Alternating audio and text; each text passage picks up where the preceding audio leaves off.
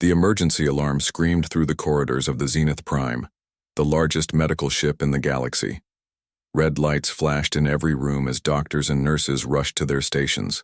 Dr. Alan Carter dropped his coffee and ran toward the command center, his white coat flying behind him.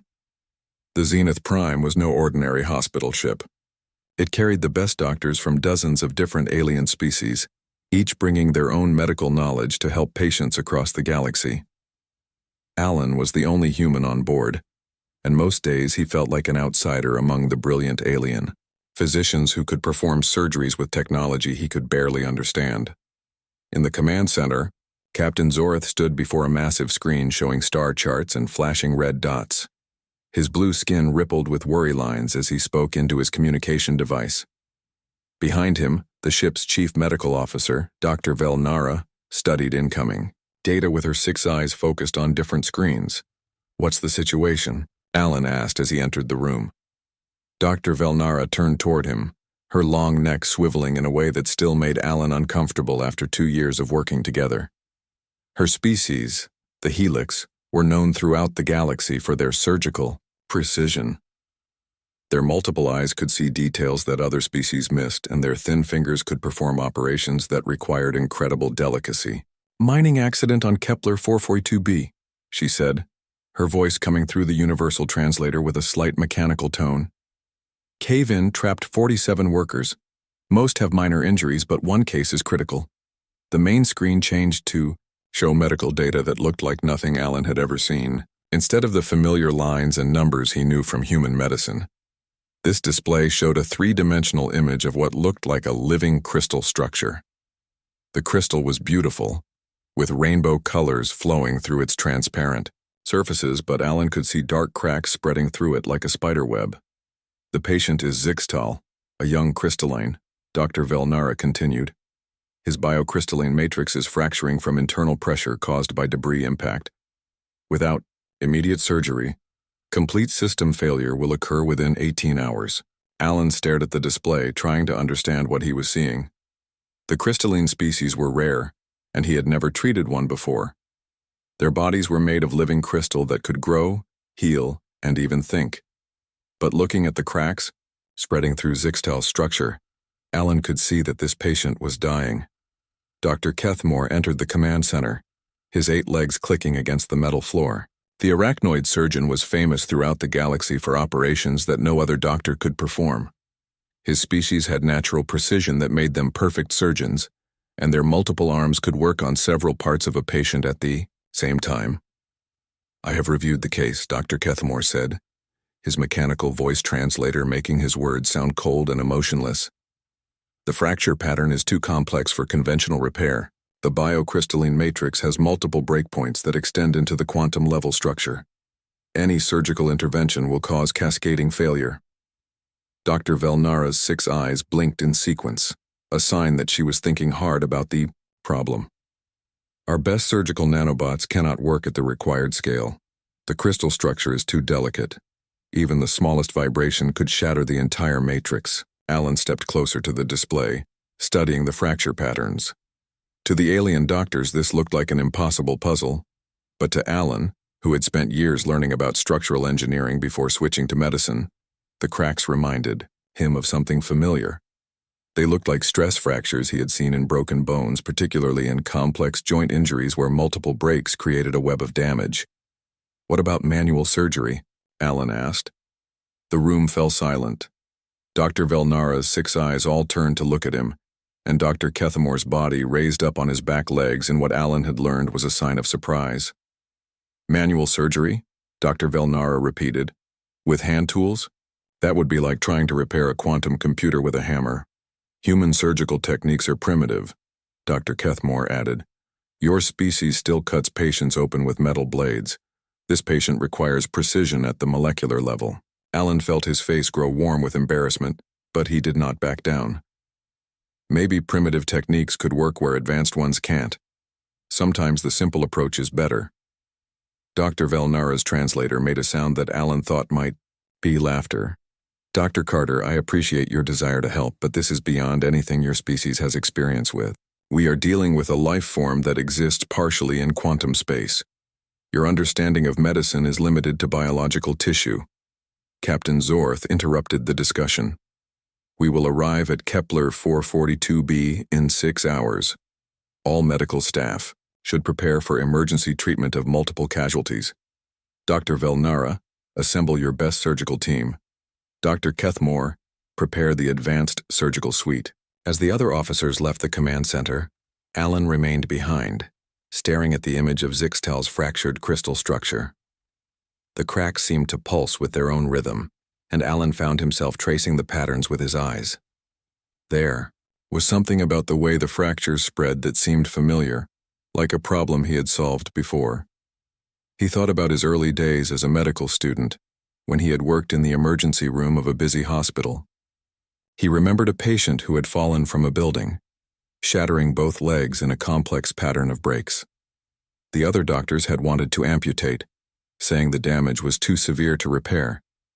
But Alan's supervisor, an old surgeon named Dr. Martinez, had seen something different. Sometimes, Dr. Martinez had told him, you have to feel your way through a problem. Technology can show you what's broken, but only your hands can tell you how to fix it.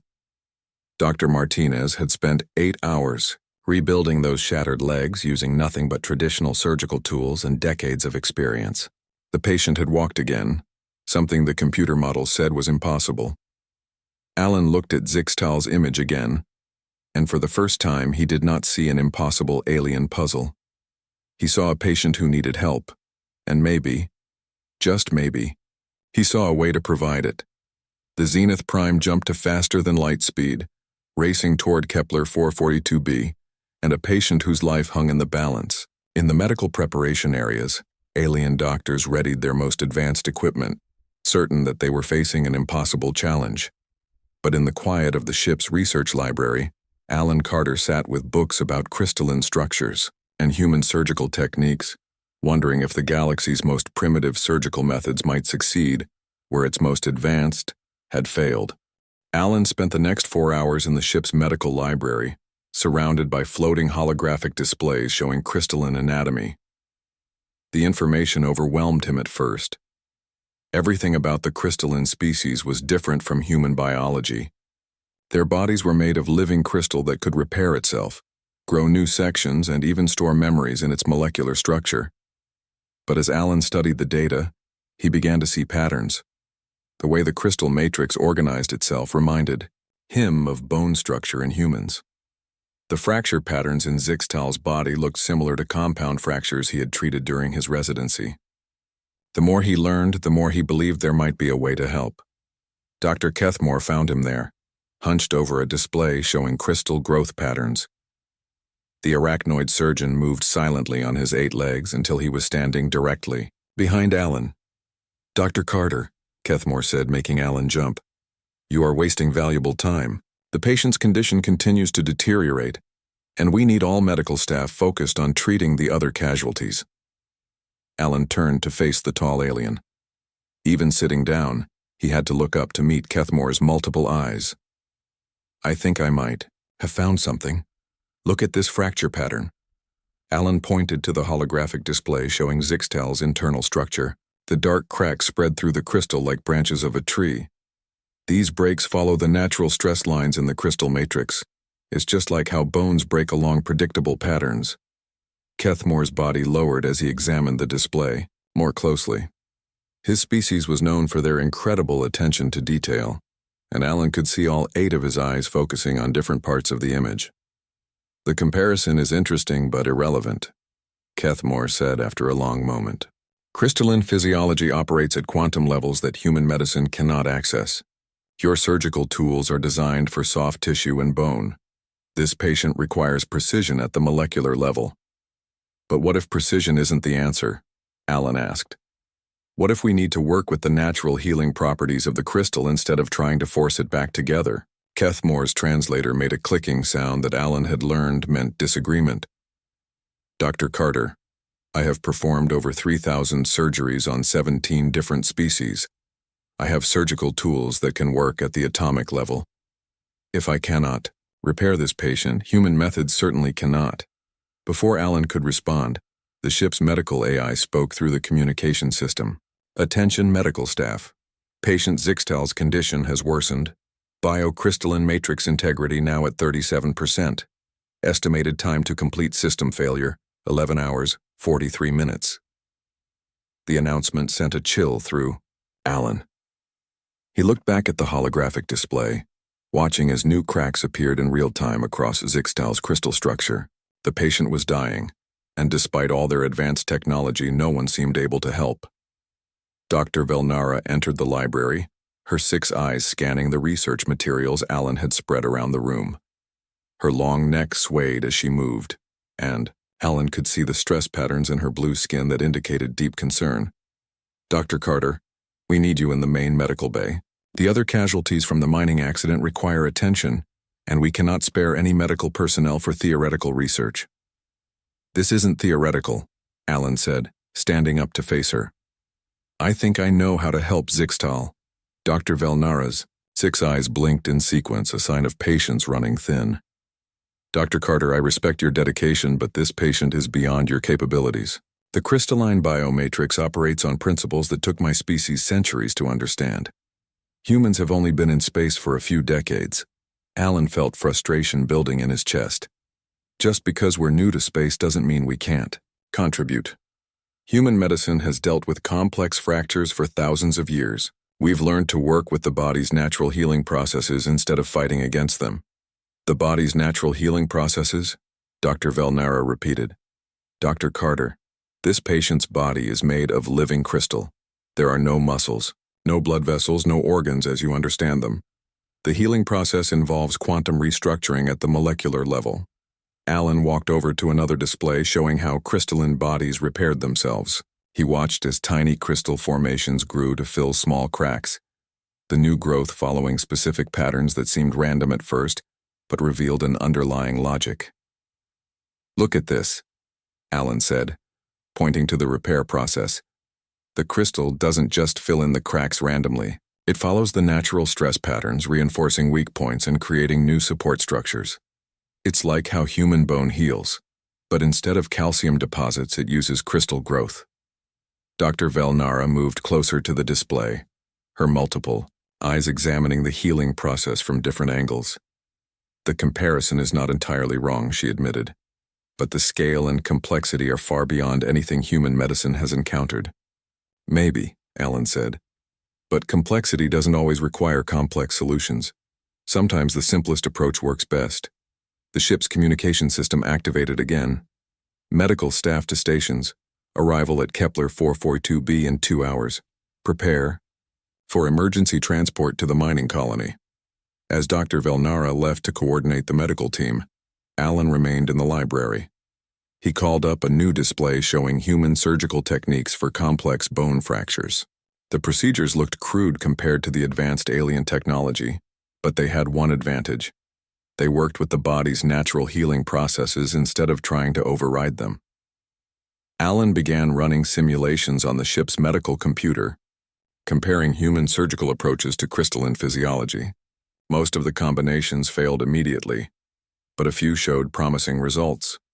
The key seemed to be understanding that Zixtal's body wanted to heal itself. The fractures were preventing that healing by creating instability in the crystal matrix. What if, instead of trying to perfectly repair every crack, they could stabilize the matrix enough to let the natural healing process take over? Human surgeons did this all the time with complex bone fractures, using pins and plates to hold things in place while the bone regrew. Alan found himself thinking about Dr. Martinez again, his old supervisor who had taught him that surgery was as much art as science. "Feel the patient," Dr. Martinez used to say. "The instruments can tell you what's broken, but your hands can tell you how to fix it." The ship's medical AI provided another update. Patient Zixtal's biocrystalline matrix integrity now at 31%. Estimated time to complete system failure, 9 hours, 17 minutes. Alan looked at his simulation results one more time. The human surgical approach wasn't perfect, but it might work. More importantly, it might be their only chance. He saved his research and headed for the medical preparation area. If he was going to convince the alien doctors to let him try, He would need to show them that sometimes the oldest solutions were the best ones. The Zenith Prime continued its race toward Kepler 442b, carrying a patient whose life hung in the balance and a human doctor who believed that simplicity might succeed where complexity had failed. The mining colony on Kepler 442b looked like a collection of metal domes scattered across a landscape of red rock and crystal formations. As the Zenith Prime's shuttle descended toward the emergency landing pad, Alan could see the damage from the cave-in. A massive section of the mining facility had collapsed, leaving twisted metal and broken crystal structures scattered across the ground. The shuttle landed with a soft thud, and the medical team rushed out carrying their equipment. The colony's emergency medical center was a simple building compared to the advanced facilities on the Zenith Prime, but it would have to do. Alan followed the other doctors inside, carrying his own medical bag filled with basic human surgical instruments. The first thing Alan noticed was the sound. Most hospitals were quiet except for the occasional beeping of monitors, but this place buzzed with a low humming noise. He soon realized the sound was coming from Zixtal, whose crystal body was vibrating with stress fractures that created an eerie musical tone.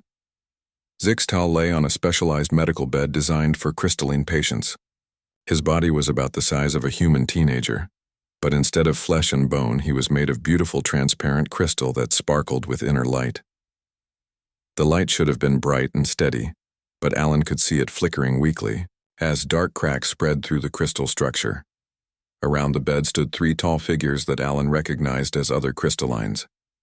Their bodies glowed with steady, healthy light, but their posture showed deep worry. These had to be Zixtal's family members, watching helplessly as their young relative grew dimmer by the hour. Dr. Lisa Grant, the colony administrator, approached the medical team. She was a middle-aged human woman with graying hair and tired eyes. "Thank you for coming so quickly," she said. "We've done everything we can, but Zixtal's condition is beyond our medical capabilities." "What exactly happened?" Dr. Velnara asked, her 6 eyes examining the patient from multiple angles. "Seismic activity caused a section of the crystal mine to collapse," Lisa explained. "Most workers escaped, but Zixtal was struck by falling debris. The impact created shock waves through his crystal matrix that we can't stop." Alan moved closer to the patient, studying the fracture patterns he had seen in the holographic displays. Seeing them in person was different. The cracks seemed to pulse with their own rhythm, and he could feel vibrations in the air around Zixtal's body. It was like standing next to a bell that was slowly cracking apart. Dr. Kethmore began setting up his surgical equipment, his 8 arms working with incredible speed and precision. The alien surgical tools hummed with energy as they powered up. Laser scalpels, molecular welders, and quantum stabilizers filled the small room with their electronic sounds. "We will attempt surgical repair using standard protocols," Dr. Kethmore announced.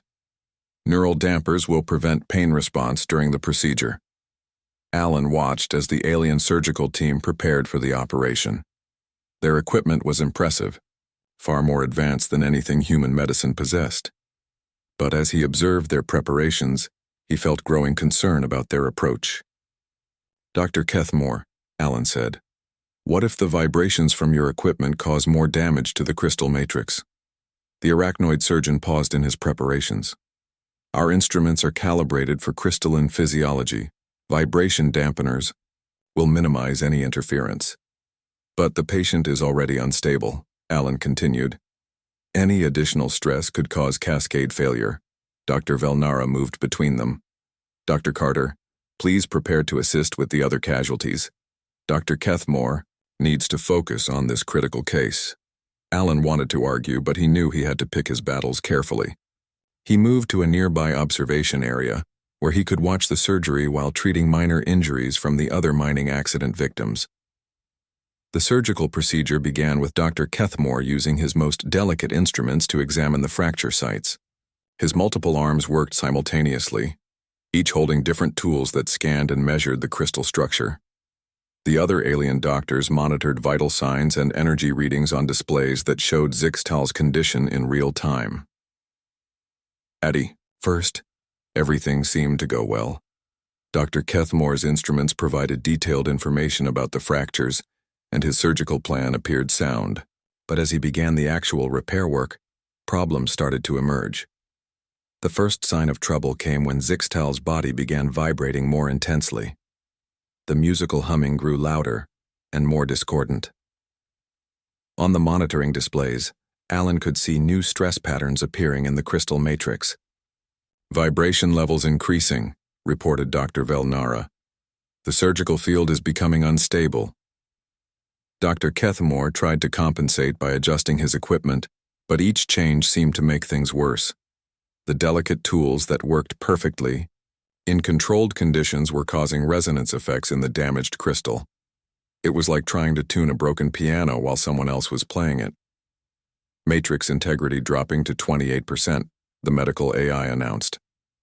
"Recommend immediate cessation of current procedure." Dr. Kethmore's body rose up on his back legs, a sign of extreme frustration. "The resonance cascade is interfering with precision work. Standard surgical protocols are ineffective under these conditions." Alan stepped forward. "The patient's crystal structure is too unstable for high-energy tools. Every vibration is amplifying the existing fractures." "Then what do you suggest?"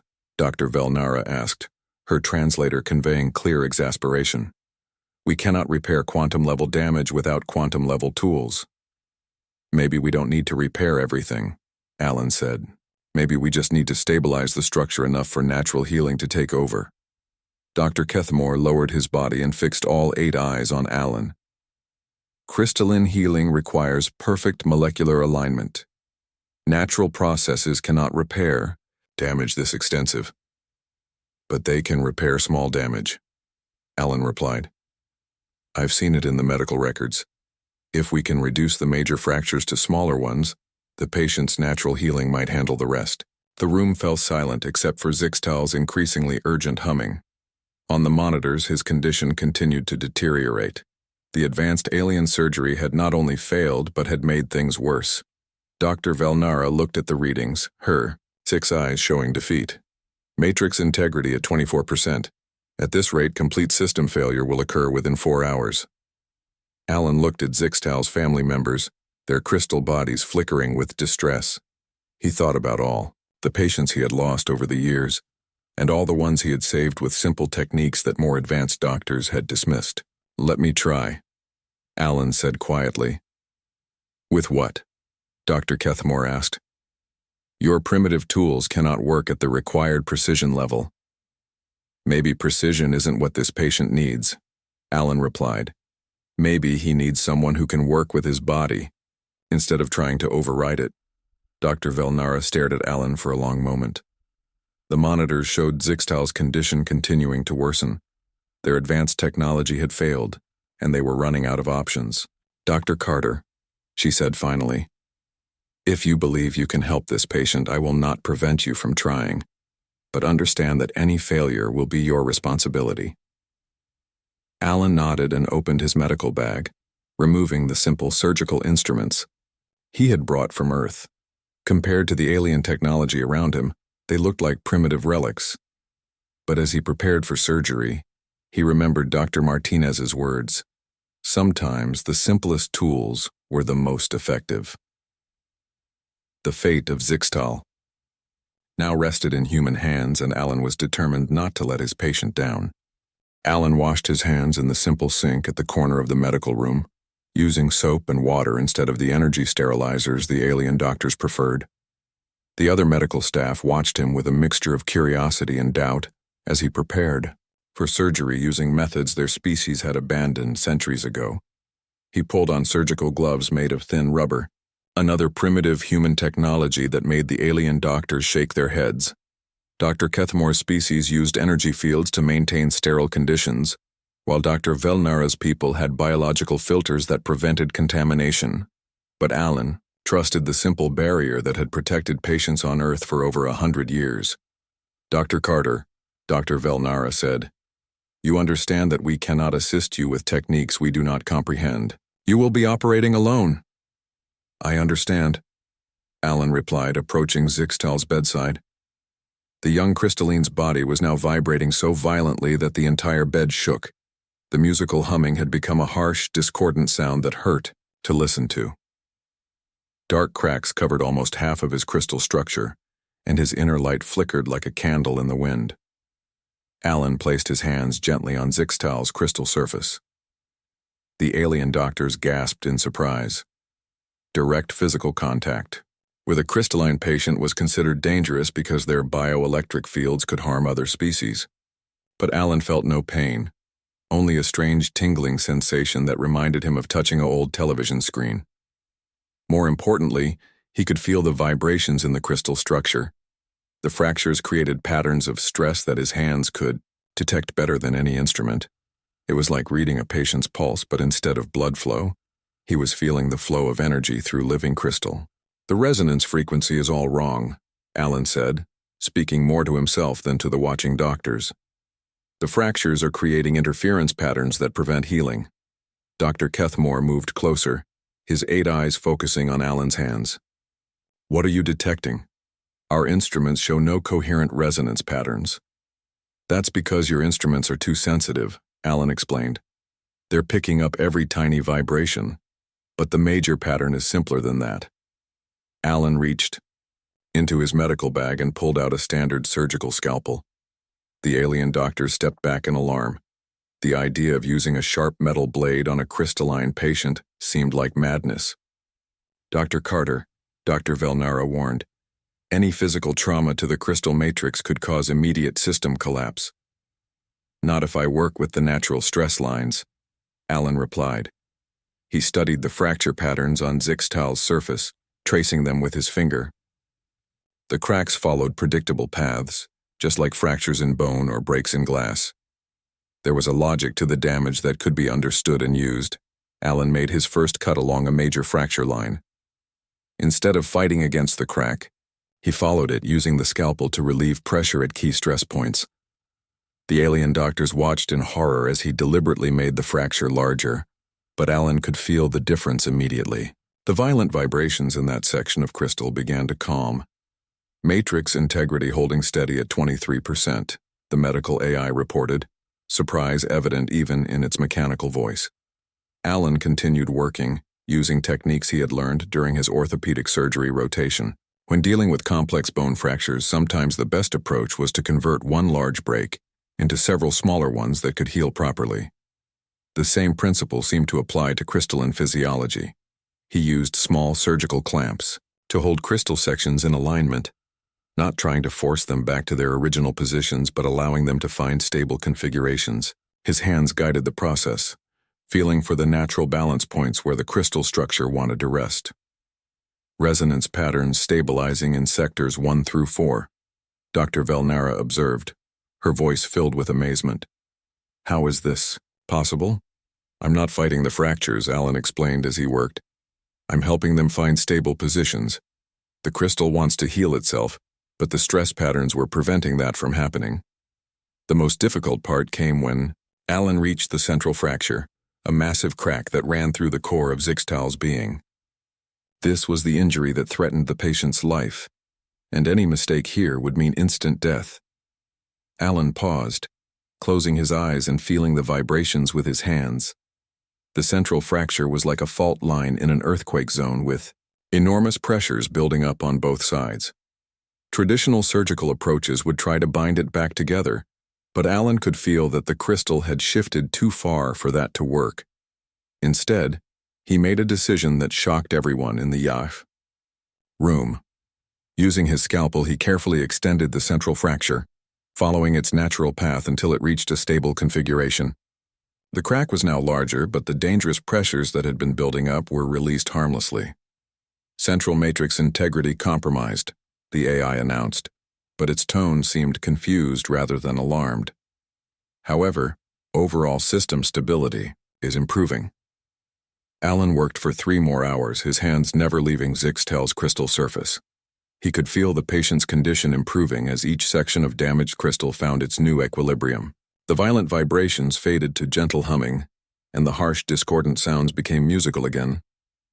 The other doctors watched in silent amazement as human surgical techniques accomplished what their advanced technology could not. Alan used no computers, No energy fields, no quantum manipulators. Just sharp metal tools, steady hands, and an understanding of how broken things could be made whole again. Dr. Carter, Dr. Kethmore said quietly, the patient's bioelectric field is stabilizing. How did you know which fractures to extend and which to repair? I felt them, Alan replied simply.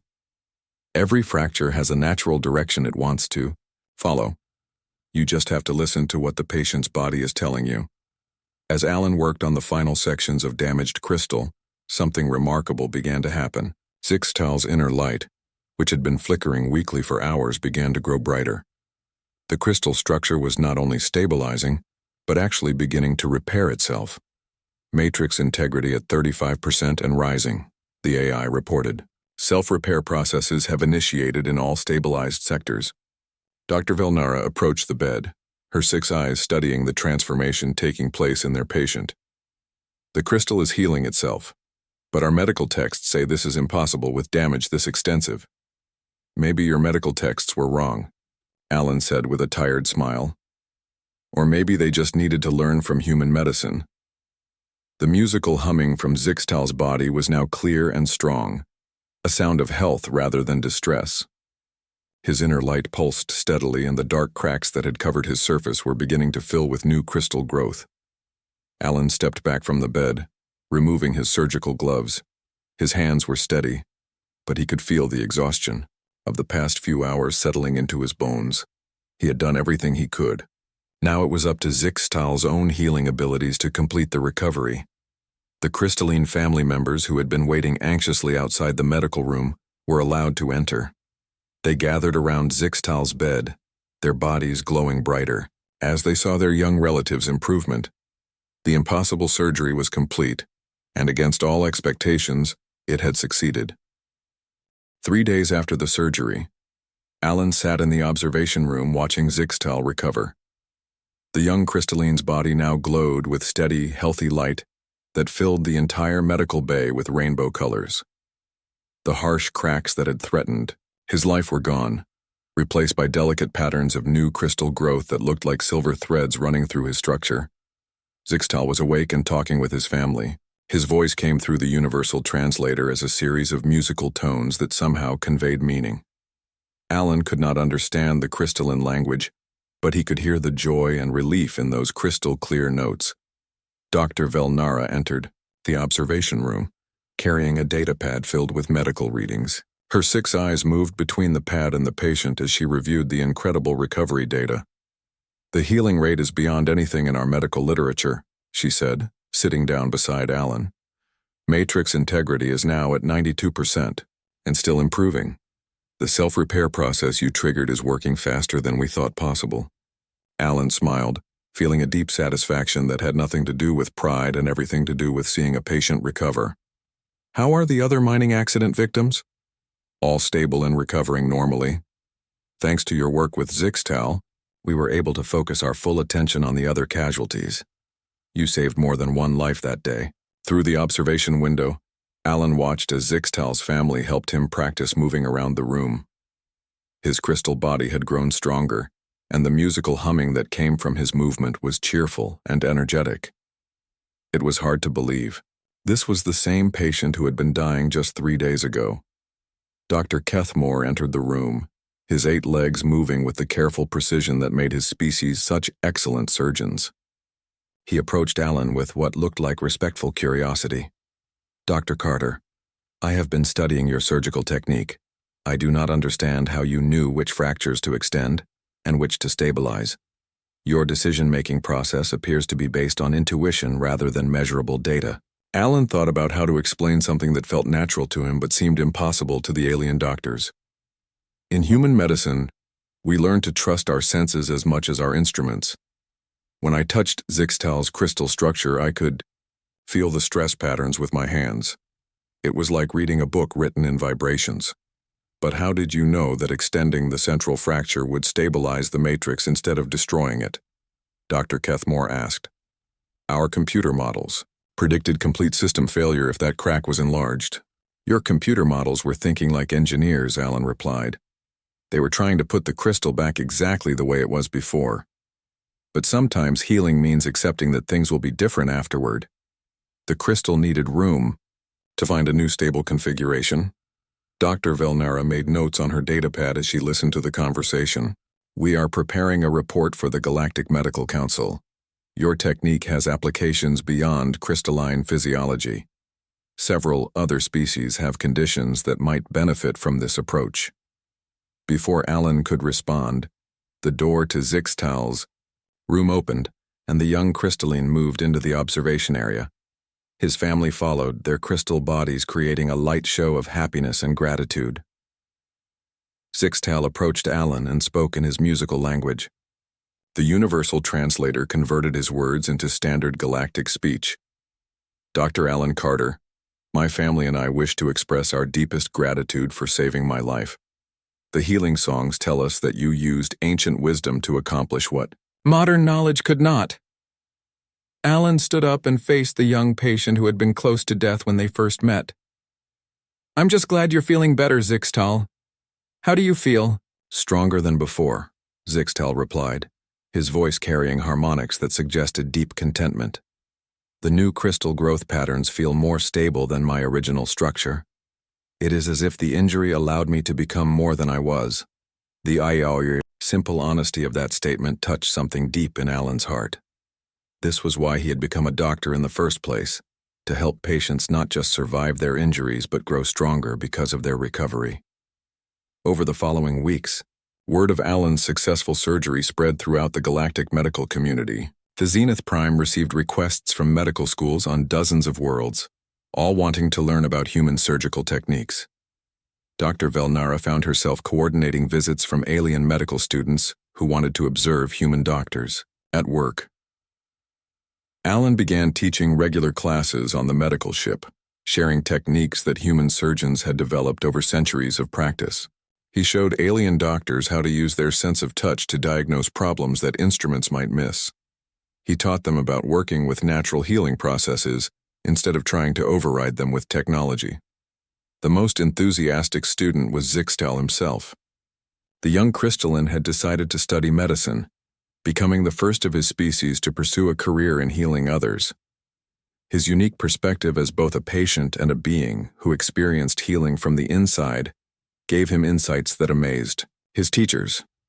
Human medicine teaches us to listen to our patients, Zixtal explained to a group of alien medical students during one of Alan's classes.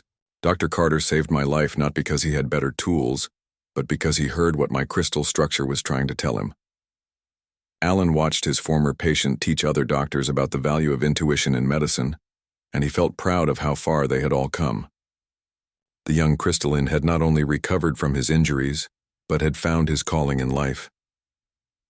6 months after the mining accident, the Galactic Medical Council awarded Alan their highest honor for surgical excellence. The ceremony took place on the Council's homeworld, with representatives from hundreds of species in attendance.